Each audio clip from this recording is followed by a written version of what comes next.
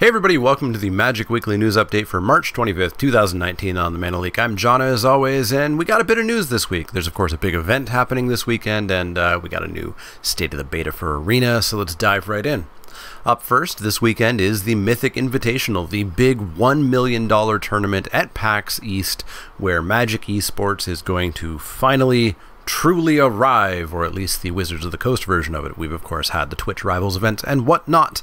The Mythic Invitational this weekend is going to be Duo Standard, which I've heard described as an elegant solution to a problem that didn't exist. Duo Standard is best of 3, best of 1. I guess it's kind of like the Hearthstone style. Players show up with 2 decks. Game 1, a random player goes first, and each player randomly plays one of the 2 decks they've picked. Game 2, they play the other deck. And then Game 3, if needed, they play the deck of their choice, with the first player still being randomly chosen. It's a weird format. I don't ever want to see a competitive event have this. Yes, this event is $1 million in prizes spread throughout 64 people, but it's not actually a competitive event. This is definitely a promotional event. So I'm okay with a weird format once, whatever, as long as this doesn't become a regular format. Sure. It's going to be played double elimination. There's a weird setup again with 4 pods of people that are half MPL and half challengers, which could be anybody from a random person who streams a lot, maybe not even Magic, to LSV.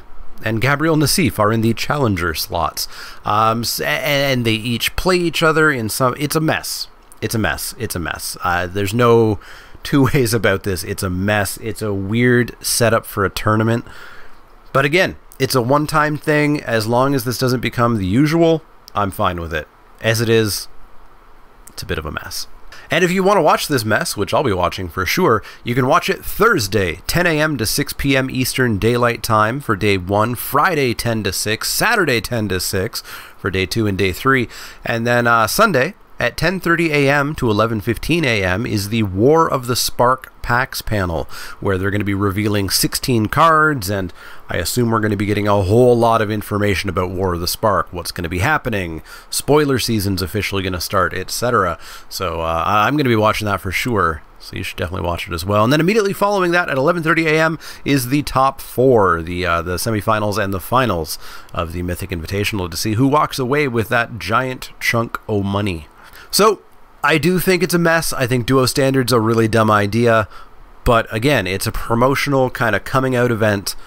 So we'll see how it goes. And it should be fun at least, even if it is a bit of a mess. Up next, MTGO is getting a bit of an update. MTGO on April 10th to May 1st is going to be doing the London Mulligan, the new Mulligan that's going to be tested out in paper at Magic Fest London. But if you want to get a chance to try it out, you can try it April 10th to May 1st over on Magic Online. Doesn't matter what you're playing, it's going to be the Mulligan format. So if you're playing Legacy, Standard, Modern, Limited, it's going to be the London Mulligan. As well, we're going to be testing out the London Mulligan on stream on April 6th. On April 6th, we're going to do a Dominaria paper draft. Just like Loading Ready Run with the overhead camera, card reader, etc. It's a fun time. Going to have some people over, have some drinks, and draft Dominaria with the London Mulligan. So check that out too. Another bit of quick news here. Mark Rosewater over on the Blogatog said that the Global Deck series, which we saw in China as the 2 Planeswalker decks that were paired together, is not a series. It just has the word series in it. They have no plans of doing a Global Deck Series Poland or Global Deck Series Canadian Mythology or anything like that. They're not going to be doing this. It was a one-off project, apparently, or at least it is now, they're saying. So Global Deck Series was now just a global deck that happened once. On to some bigger news. We heard about a new game. Valor's Reach was announced over on Touch Arcade. They had an exclusive reveal article. Valor's Reach is a new mobile collectible card game made by Seismic Games, the people behind Marvel Strike Force, that happens to be entirely Magic themed. It's a Magic collectible card game that isn't Magic. It's a weird thing. It's very Saturday morning cartoon art. It's not exactly my art style. I don't hate it, but I don't love it. It's different. It's very different.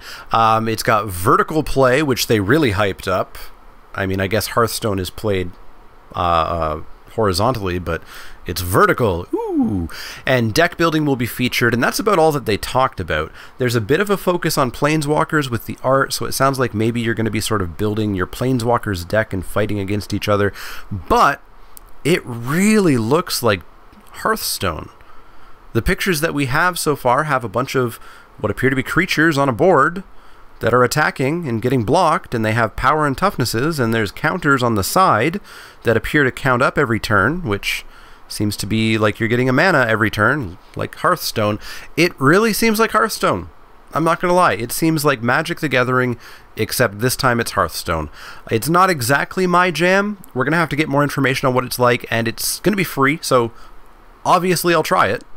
There's not much of a cost other than a small amount of time, but we'll see what it's like. I know Marvel Strike Force was not well received. It was very predatory in its microtransactions, even for the mobile app market, which is predatory by nature generally. It was especially so. So we'll see how it works out. I don't have high hopes based on what I see, but it could just not be for me. And maybe there's going to be a bunch of people who like it. Maybe it introduces people to the Magic IP, and we'll see how it goes. There's an interesting suggestion that this is kind of what Magic Arena died for. Or at least Magic Arena Mobile. Magic Arena is not dead. Magic Arena has been kind of said that it's not going to come to mobile. There's actually been the developers saying it in articles now and then. It's popped up that it's just not going to come to mobile. Now, these are two different developers, of course. Magic Arena is Wizards of the Coast. This is Seismic Games. What one does doesn't affect the other development resources-wise, but I have a bet. I have a very good feeling that the license agreement that Wizards had for Seismic Games to produce this game may have had some sort of, we promise we won't release Arena for X number of years on mobile. Because what company is going to put all the resources and all the time into building a collectible card game based off Magic if they know that Magic, the original collectible card game, is just going to come to mobile 6 months from now, a year from now? You'd have to be an idiot to take that job. So I would bet there's actually some sort of like non-compete thing in that agreement. Now, of course, we don't have any of that information. That's pure speculation, but that's my guess. Finally, the big news this week is the state of the beta for Magic Arena for March. We get to hear all the news that is news about Arena and all the new features that are 0% gameplay focused that are coming to Arena soon. They're cool. They're cool. I don't want to sound dismissive there. They are kind of cool. I don't know that I'm going to spend any money on them. Maybe. Some are cool, but let's go over what they are. So up first, we got an announcement that we're going to be able to buy guild bundles. What are guild bundles? Well, guild bundles include a card sleeve, 4 card styles, and an avatar of the guild leader, which is a whole lot of stuff that doesn't mean anything to you because all of those things were just announced. Up first, sleeves. We are getting sleeves in Magic Arena. People have suggested this, recommended this. Hearthstone does it as like a monthly reward kind of thing. You're going to be able to buy sleeves for your decks. Currently, we've seen that they are the guild symbols, and I believe the mana symbols are in there. There was a Soul Ring one in Loading Ready Runs Friday nights, but I don't know if that was real or not. Somebody let me know, is the Soul Ring one actually real? But they are going to cost 600 gems for a regular set of sleeves and 1,200 gems for an exquisite set, which sparkle, have little animations on them. They aren't just a flat image. They do something. You buy them once and they can be applied to as many decks as you want, so you don't have to buy a set of sleeves per deck. But if you do want Gruul sleeves for your Gruul deck and Azorius sleeves for your Azorius deck, you can set deck by deck what sleeves you're using. So you don't have to say, I'm using Azorius for everything right now, and then I'm using Gruul for everything right now. You can Gruul this deck, Azorius this deck, etc., etc., etc. They have said as well that there will be some available as special event rewards or seasonal rewards. That's cool. That's probably the way that I'm going to primarily get them, because I don't know that I'm going to spend almost a traditional draft for exquisite sleeves. It's a little bit expensive, but it's also a pure money revenue source, and that's what these free-to-game play games need. They need revenue sources that are purely cosmetic, so this is a good step. I like it. It's just not something that I'm going to spend money on. Alongside the cosmetic updates, we're getting card styles, as I mentioned. Card styles are a fancy-looking 3D art style.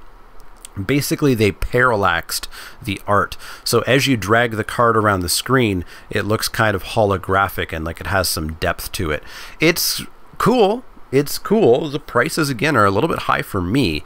It's 400 gems for a common, 600 gems for an uncommon, 1,000 gems for a rare, and 1,200 gems for a mythic. Again, that's very expensive for me. If I can win these, I'll use them. They look pretty cool. They look pretty cool, but I don't know that I'm going to spend actual money on them. But for those who want to spend money on them, again, it's a great resource. Now, you do only have to buy the style once, and you can apply it to all 4 copies of the card. If a card has the same art, so Luminous Bonds has the same art in Ixalan and in M19, I believe. Yeah, those two have the same art. If you buy the Luminous Bonds card style, I don't know that there is one, for that would be 400 gems. You apply it to all copies of that card that have the same art, but it wouldn't apply to Luminous Bonds from Guilds of Ravnica, for instance. So you buy it once, and it applies to all copies of those cards. Not all cards will have this, but at the start, they're going to have it over 100 with these fancy arts. And it does look like they've kind of picked the players in Standard. You know, of course, the rare lands will have them, and Hydroid Krasis probably has it, and Jade Ranger, etc. Very cool bit of thing. Not something that I'm going to spend any money on, but for those who want it, it's going to be pretty cool. We're going to get a bunch of more avatars. We're not going to be stuck with the planeswalkers that we have now. We're going to get a bunch more. They're going to be 500 gems a pop, or you can get them in the guild bundle, as I mentioned. And they're mostly the planeswalkers that aren't currently in as avatars, Dovin, Kaya, etc., as well as the guild leaders. The other 2 updates coming from Magic Arena, I guess, are gameplay focused, but they're new player focused. So up first, Sparky, the person that you played, that little spark that taught you how to play Arena at the start of the game, they're going to stick around a little bit longer. If you're a new player and you don't want to jump into a match with a real person right away, you can play Sparky. They're going to be an AI controlled. We'll see how good they are. You know, we've seen a gambit of Magic AI from various games, and sometimes it's fine and sometimes it's not. So we'll see how Sparky is, but if you want to practice some games without actually playing a real human being, you can play against Sparky.